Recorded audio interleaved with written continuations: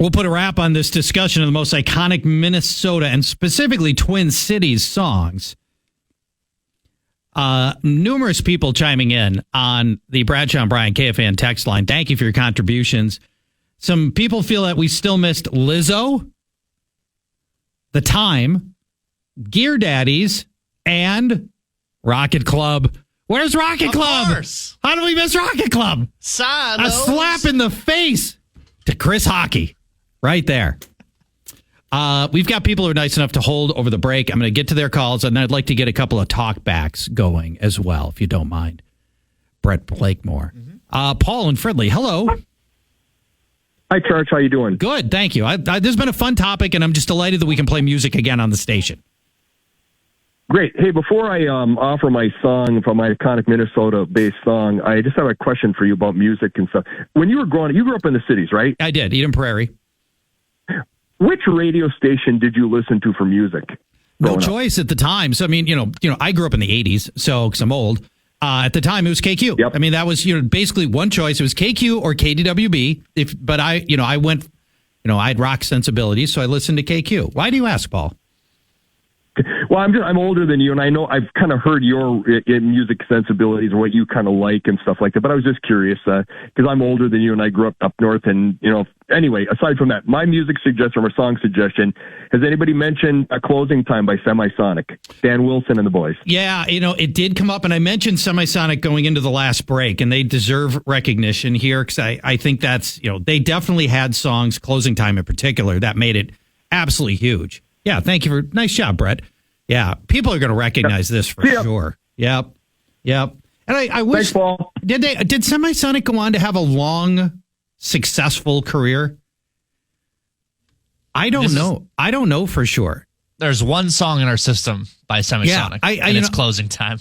I'm specifically not calling them a one-hit wonder because I just don't know enough about Semisonic to know for sure what how big and how long their success was.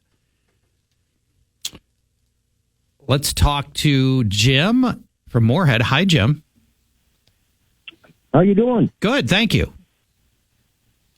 No, I'm the guy that suggested Chris Hockey.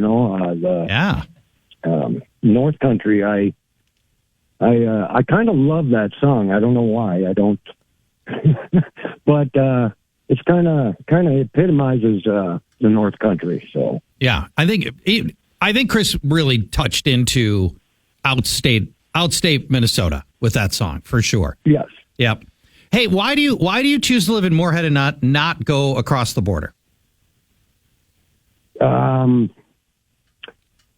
Because I'm from Minnesota. I'm a Minnesota boy. You're not changing. Everything I do is Minnesota, but I actually live, right there on the river, but I work in North Dakota. So you, even though you work in North Dakota, you drive over the river and you stay in Moorhead. Yes.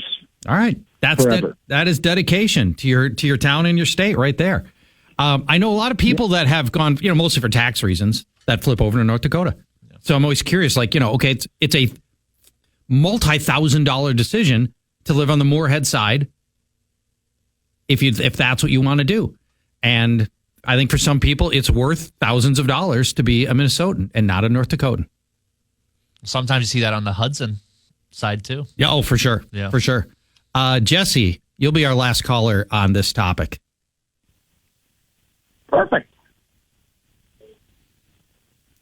What have you got, Jesse? What's the most iconic Minnesota song? Well, growing up in Minnesota and spending all my youth and all my children's youth at an ice rink, I don't know why the Gear Daddies, I Want to Drive a Zamboni, shouldn't be it, being it's played on every arena all across this great country. I've always wondered if the Gear Daddies knew that was going to be the end result of that song. When they're writing that song, are they like, is this going to turn into a hockey rink anthem? And ultimately it did, but I wonder if they knew that was going to be the case. That's a great contribution. Thank you, Jesse. I appreciate that. Let's get some talkbacks. Brett, what were the icon? I'm sure we had plenty. And thank you again.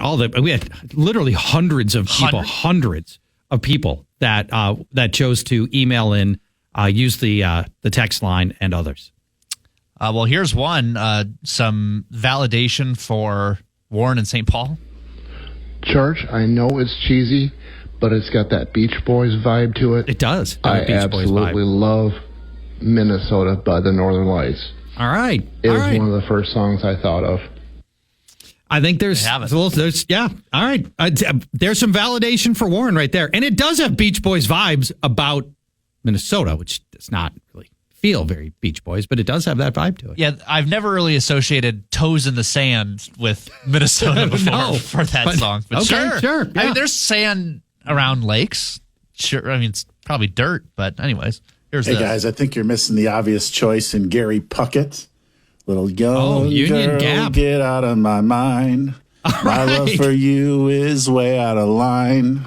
You better run, girl. Classic tune. Wow. How about that? Wow, Somebody who sang.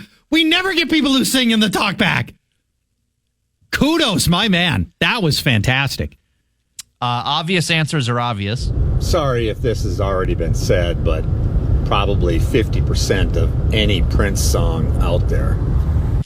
Yeah. I mean, Prince was the obvious, and that's ultimately what I chose. Texter saying Dan Wilson from Semisonic went on to co-write some of Adele's biggest hits.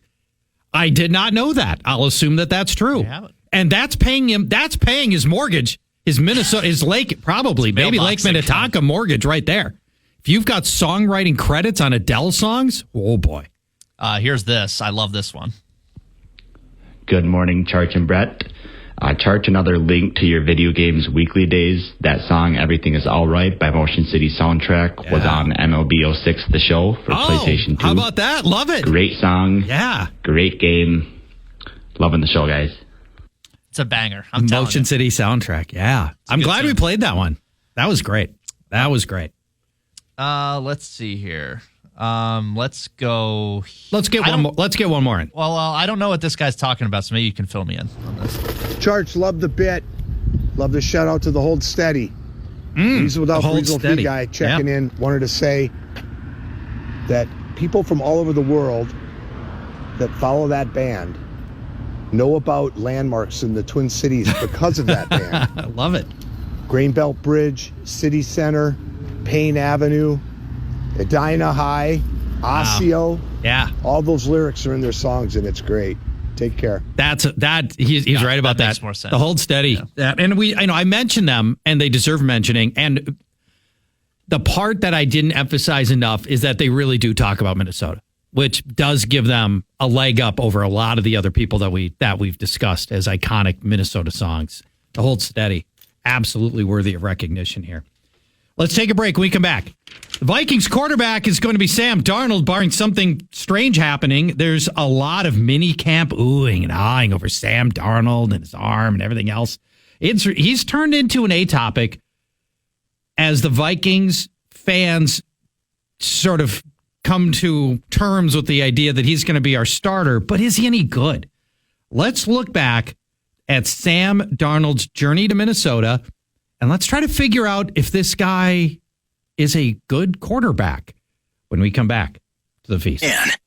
We're going to learn a little bit more about Sam Darnold in a moment, but just wrapping up the music conversation, is Dan Wilson from originally, from Semisonic and Trip Shakespeare, is he like the biggest Minnesota musician star that people don't know about? I mean, if he's walking on the street, most people aren't going to recognize Dan Wilson, but his accomplishments are remarkable and much more than I knew. Tip of the hat to those that emailed in and texted in talking about how he had written for Adele. He's been Grammy nominated for Closing Time. He got a Grammy win with Song of the Year for Not Ready to Make Nice with the now known as the Chicks, then maybe the Dixie Chicks. I don't know if they had pulled Dixie out at that point or not. He got a win for Album of the Year as the producer for Adele's 21. He's collaborated with Pink. I'm getting this from Wikipedia. Collaborated with Pink, Celine Dion, Leon Bridges, Mitski, Halsey, Weezer, Panic at the Disco, My Morning Jacket, John Legend. I mean, that's remarkable.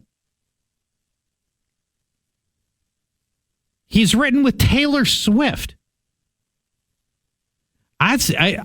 I did not have an understanding or appreciation. By the way, across lots of different genres as well. He has a Grammy nomination for Song of the Year for Butterfly, which he wrote with John Batiste, and Best Country Song for White Horse, which he co-wrote with Chris Stapleton.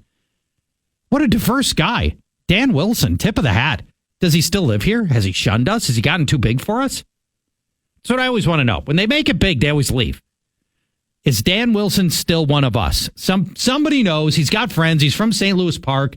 Went to Harvard, by the way. Sharp guy. I'd love to know if he's still here or not. I'd like to think he's still one of us. Last thing on music from the Twin Cities. This from listener Carrie as a Minnesota song. I had no idea it was a Minnesota song. And it came from, this bit came from Family Guy, which is great. On-air production meeting, do you want the whole... I have the song itself. No, you just want... Okay. I want the Family Guy bit because it's funny. Here we go. Brian, can I see that paper for a sec? Huh. That's odd. I thought that would be big news. You thought what would be big news? Well, there seems to be an absence of a certain ornithological piece. A headline regarding mass awareness of a certain avian variety. What are you talking about? Oh, have you not heard? It was my understanding that everyone had heard. Heard what? Brian, don't! Well, a bird. A bird, a bird. I had no idea that this was a Minnesota song. I'm told it's from the Trashmen. Yes. It's in the system, too. Is it really? Yeah. Oh, I can't imagine why. Why would that ever have been a hit?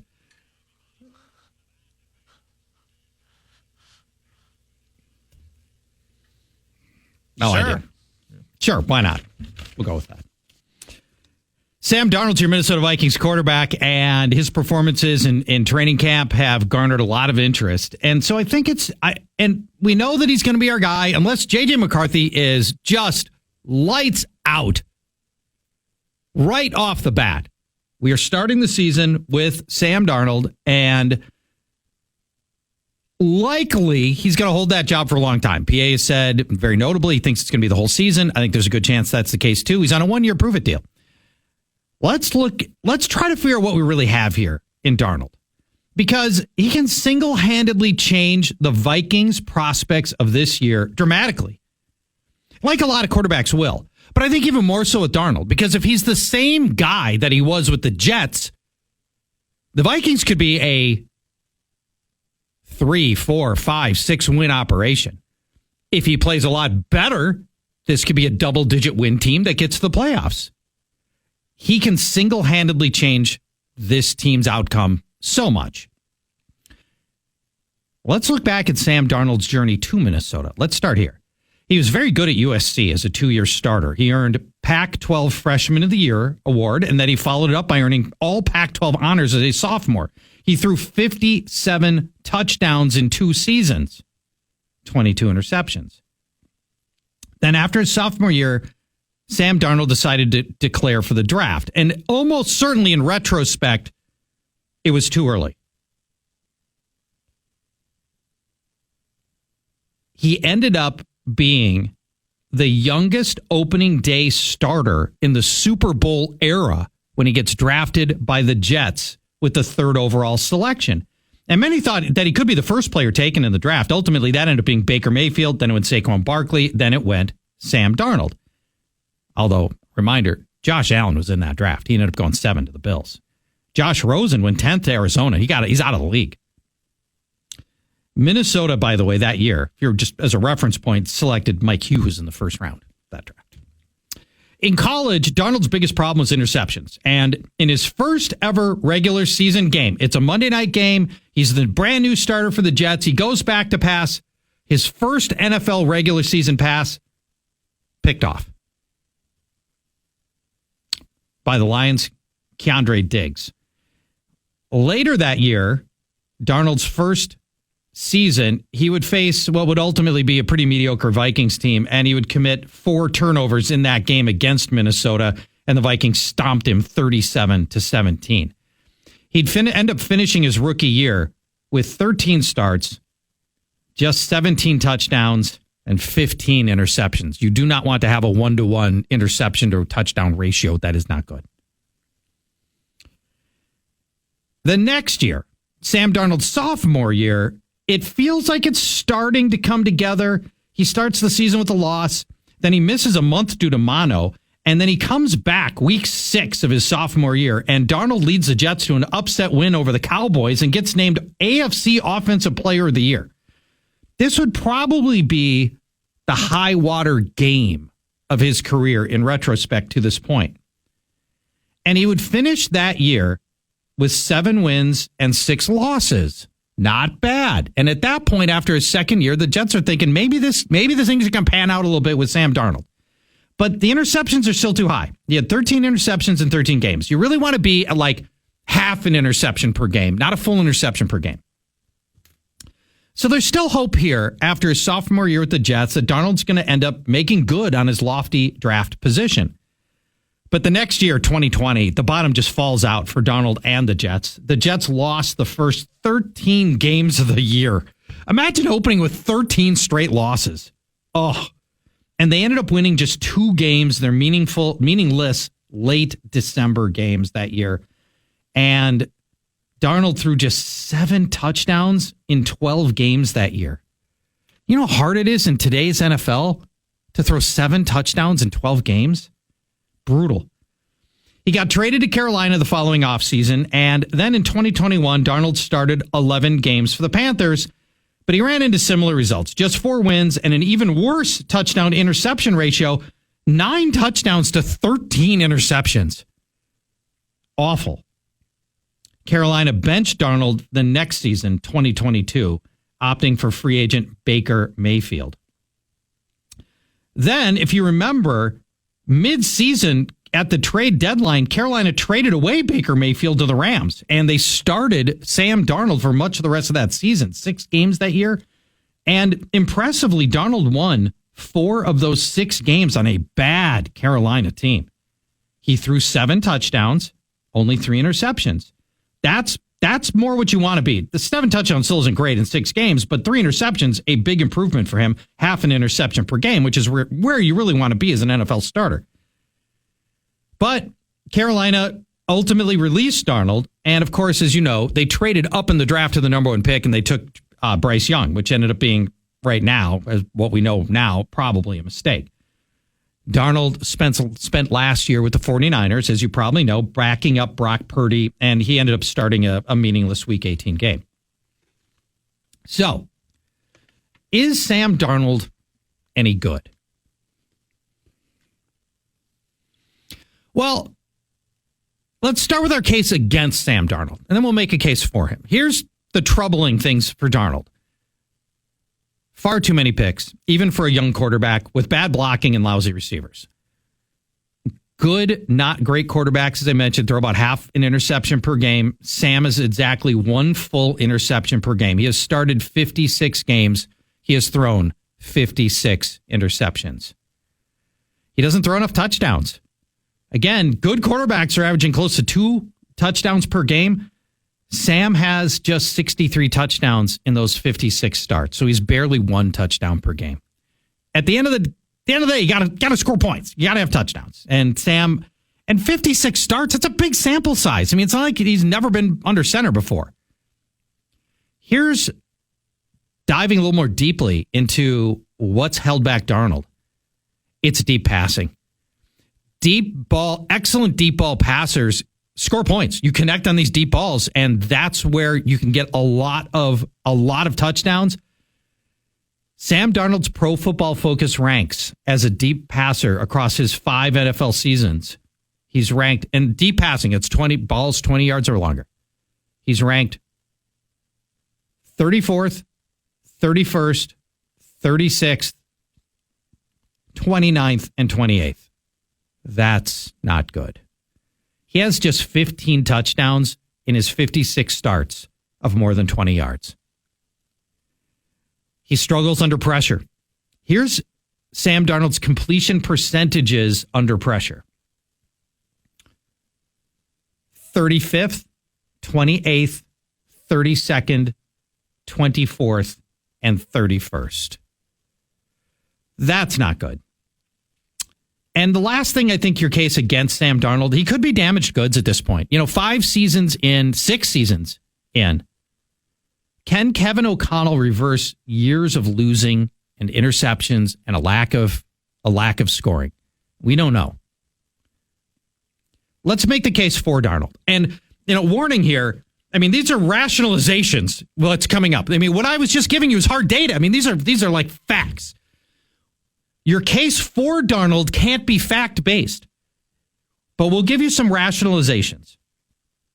He's had sketchy coaching. His head coaches were Todd Bowles, Adam Gase, Matt Rule, and Steve Wilkes. His offensive coordinators for Sam Darnold, Jeremy Bates, Dowell Loggins, Joe Brady, Jeff Nixon, and Ben McAdoo. Almost all of those people are no longer in the NFL. And a lot of head coaches go on to be assistants or position coaches or something. These guys are out of the NFL altogether. And that's the play. Those are the coaches who have guided Sam Darnold's career to this point. Kevin O'Connell, I think we just safely say, is a massive upgrade to all of those guys. Here's the second case for Sam Darnold to improve. Genuinely awful receiving options, particularly with the Jets. His leading receivers by year: Robbie Chosen, back then Robbie Anderson, Nee Anderson, with his leading receiver at 750 receiving yards. And some of that's on him. Jamison Crowder, 800 yards. Then Jamison Crowder for 699 yards as your leading receiver. Then he went to Carolina. He had DJ Moore for an 1,100-yard season. DJ Moore is a legitimate receiver. And then DJ Moore with 900 yards. Those are his best receiving options that Sam Darnold has been able to throw to.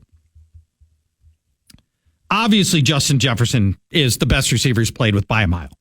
And Jordan Addison looks very promising. He'll get TJ Hawkinson back. It's the best receiving group he's ever going to have had. Sam Darnold, again, here's your third bullet point on your case for Sam Darnold to improve. Mostly lousy pass blocking through his entire career.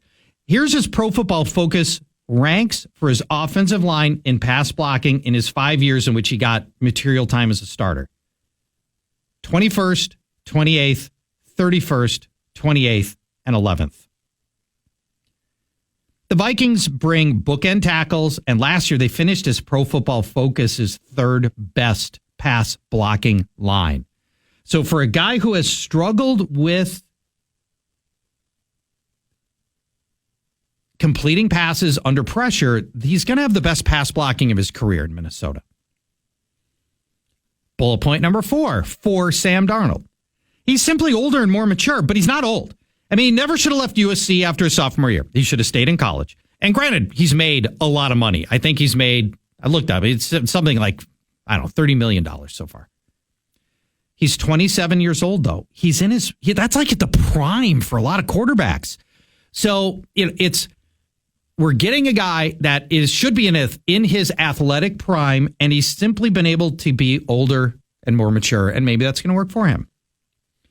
Also, expectations are low. The only other time he's played without having to carry his team was after the Baker Mayfield trade, where he got reps then, but it was an already lost season for the Panthers, and he played well.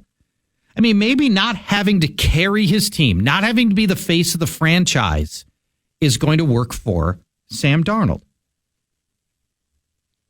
He's playing for money. He's on a 1-year prove-it deal on a team where he's going to be able to start, presumably next year. J.J. McCarthy will be the starter here. So he's got plenty of financial and just pride reasons to play well here. Parlay this into a new long-term contract with somebody else if he plays well here. Is Sam Darnold any good at the end of the day? Objectively, by the numbers, no. But that is in the past.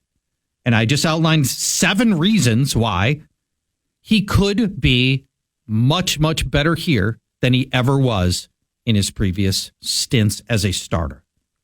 And maybe that all comes together. I don't like to give I don't know as an answer, but we don't know. But I think we can safely say, statistically, from a data-driven standpoint, he has not been a good quarterback. If you can't do it here, with Justin Jefferson and Jordan Addison and Kevin O'Connell as your coach, he looks very, very pass-friendly. Kirk Cousins got only better in his time with Kevin O'Connell. There's reason for optimism. And that's what we're here for as much as anything else as Minnesota sports fans. Just give us a reason to believe. And this might be it. Brett, when we come back, final segment. We like to do Vikes Bites. Yeah. During this show, during 9 to noon, we do Vikes Bites. But you are an admitted Packer fan. Yeah, I don't know how that I admitted it, but yes, I'm here. I want you to bring us a Packer version, a green and gold version of Vikes Bites, perhaps called Pack Sacks. Can we get sacks of packs? Pack Sacks. Pack Sacks. When we come back, final segment of the Friday Football Feed.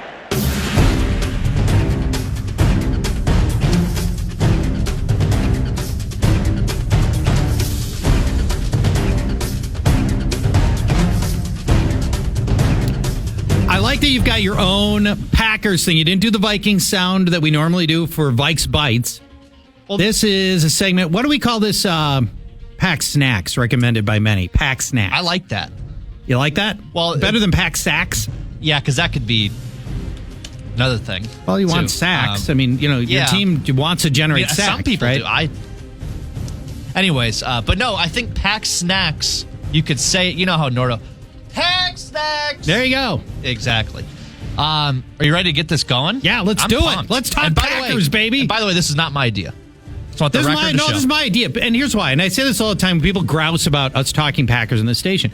When you're talking Packers, you're talking Vikings. Yep. This is our main rival. Yep. I want to keep tabs on your stupid team. Let's start where we have to start. When is the Jordan Love contract going to be done? And is there a limit on what you, Charch, would spend? Because to me, I'm at the point, I've been a Jordan Love homer since before it was cool. I'm a Jordan Love hipster. I liked him since his little cameo in Philadelphia. I thought he looked good. I thought he had the little X factor. Yeah, you didn't love that game in Kansas City that he had as a rookie, like 3 did you? years ago. Yeah. No, that wasn't very good. No. But he's improved a lot since then, obviously. To me, I'm at blank check territory, especially since we don't have any big, I think Josh Jacobs is probably our biggest skill position moneymaker. We'll get to him later. Yeah, your offense has no money in it. It's loaded with rookie contracts. Which is the opposite of the Vikings, where now's the time for the Vikings to overpay or not overpay, but pay a lot for a good wide receiver. I think for us, it's time to potentially overpay for a quarterback. What say you on the Jordan Love contract? So he's in year 4 of his deal. Because he was drafted in the first round, they still have the right to slap. They would slap these tags. Yes. Slap him with the 5th year tag. Now, the quarterbacks don't like that very much, but too bad. And, for Jordan Love, it was a utter and total reversal midway through the season. His first, 8 games of the year were fair. I mean, they were objectively awful games. He looked bad. But the second half, it was a complete reversal, and he looked terrific. Am I ready? Would I be ready to sign Jordan Love to a top 8 quarterback, paid top 8 quarterback now? Heck no. You've got the rights on him. I'm going to make him play out this whole year. And let's talk after we've got another 17-game sample size. Because while it looked incredibly promising, once he got to, it really was. Your line of demarcation was week 8, between week 8 and week 9. He was very good from that point forward, and the interception change was gigantic. Get this, Jordan Love, your guy. Yeah. After week 9, he threw 1 interception the rest of the year. That's staggering. It's pretty good for a young, relatively young quarterback without a lot of starts. He's younger than Darnold. Oh, yeah, he is younger than Darnold. Right now, Darnold's Love is 25 years old. So he's heading into just his prime years. But the team doesn't have to pay him yet. They can still hold him for a year after that. They've said they want to. They said they want it done before training camp. Starts? Yeah. All right. I mean, they know if they feel like they want to make that commitment to him because they know enough about Jordan Love, who he is and what his ability is. Great. But they don't have to. And if it were up to me, I'd make him show more than the, I don't know, whatever, 9 really nice games he had to finish the year. I would argue earlier in the year, he was a lot of drop passes, a lot of messed up plays, bad. I mean, there's a lot that went into that. I think that's probably true because you look at the receivers that he was working with, these young guys. Yeah. And we don't know. When you see an errant pass, we can't know. Did the receiver, should there have been a receiver there? Did the receiver break wrong, run wrong, whatever, right? And given that Dontavian Wicks and Jaden Reed and Romeo Dobbs and Christian Watson, those guys are so young. They're all rookies or sophomores. So in theory, they're going to age up together. They're going to get better. And they all of those guys looked more promising. It's funny, Christian Watson, who everybody thought was going to be like the breakout guy out of that group. I have news on him too, but go ahead. I think he might be the 4th best of the group. But we'll there's a lot left to learn, and we don't know yet. But Wicks and Reed and Dobbs look like NFL players. This isn't even a part of my pack snacks, but he went to the University of Wisconsin-Madison to get his hamstrings examined to figure out why he kept pulling his hamstrings. And they say they've got it figured out that there was some difference between the 2 legs and one was working harder than the other. Yeah. So maybe he'll play all the games this year. Who knows? Well, that would help. I mean, it starts if you don't have to miss, half of the season, which is constantly the issue for Christian Watson. But he also just looks like a run straight, run fast guy. Yeah. I don't see nuance to his game. And Jaden Reed is really interesting. He looks like, if everything breaks right for him, he is going to be a mini Percy Harvin type player where he's going to be like utility guy. They run with him sometimes. Yeah, I mean, that could be. He could be Deebo Samuel. He's got a little Deebo Samuel in him. Jaden Reed's going to be fascinating to watch. I'm less optimistic about Christian Watson. Another pack snack that involves your Minnesota Vikings is the running back room. Now they've got Josh Jacobs letting go of Aaron Jones. So the running back room looks like Josh Jacobs, A.J. Dillon, who, by the way, I know they say this about everyone. He's in the best shape of his life. Everyone is. But he actually looks oddly sculpted more than last year, for whatever, not to go PA on the bit. So you've got that and the Lloyd rookie that they just got out of the draft. Marshawn Lloyd, yeah, I like him. That's your running back room in Green Bay. Meanwhile, over here, you've got Aaron Jones, who I love very much. If you were the Packers and you take off your purple glasses, did they make the right move, and would you rather have Josh Jacobs or Aaron Jones in fantasy this next year? Aaron Jones is better than any of these guys when he's healthy. I mean, the deal on Aaron Jones. He is an electrifying player. He can catch, he can pass block, he can run inside, he can run outside, despite being shockingly slight of build. When he joined us on stage for the Vikings draft party, I'm taller than him. I mean, he plays so much bigger than his physical stature. The whole deal on Jones, you can't make him a workhorse back. And the Packers tried that. They tried limiting him. They used A.J. Dillon, way more than I even wanted him to, because Dillon's not good. Jones is going to be successful in this offense. He's going to give a pass catching option that Kevin O'Connell's never had. Cook was a decent enough receiver. Aaron Jones is one of the 5 best receiving backs in the league. Yep. And A-plus person as well. Everybody connected to the Packers, their flagship station. They all love Aaron Jones. He came out in front of our at the draft. He came out and did the skull chant, which I can't believe he ever thought he would end up doing, but he did. So now your Packers, you put some pretty decent money into Josh Jacobs on a multi-year deal. He's your starter. But my worry is the Raiders just ground him up. I mean, they used him, they put all these miles on him and kicked him to the curb, and they let somebody else run the bald tire. That is Josh Jacobs. And the fact that your Packers put a 3rd-round pick, I mean, that's real draft equity into Marshawn Lloyd. Yeah. That tells me that they don't have that much confidence in Josh Jacobs in future years either. I feel the same way about Josh Jacobs that you feel about making the case for Darnold, where this is going to be his best situation that he's been in. You know what I mean? That is true. And you actually have a legit passing threat to where he's not just getting bell-cowed the whole time, and he's got decent enough people behind him. Yep. Last thing, because we got to go. Simple yes, no. Is Jair Alexander and Xavier McKinney the best cornerback safety duo in the league? In the league? In the league. Well, no. Jair Alexander is coming off a bad year where he was injured and he didn't play well. So definitely not Xavier McKinney. It's not even in this conversation. Why are we... You had to end that way, didn't you? You had to end that way, didn't you? Greg Joseph's on the Packers, too, somehow, too. Is he really? Yeah, it's weird. We have three kickers right now. We always take your kickers, not the other way around. Yeah. That is weird. Anders Carlson did not... You're He's not there, impressed. too. He's there, too. They're all there.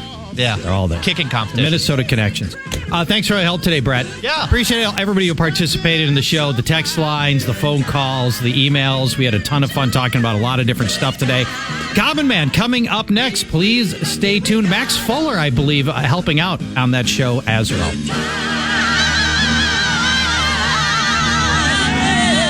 Podcast today's Paul Allen Show, or listen back to previous show and interviews by going to the iHeartRadio app or KFAN.com.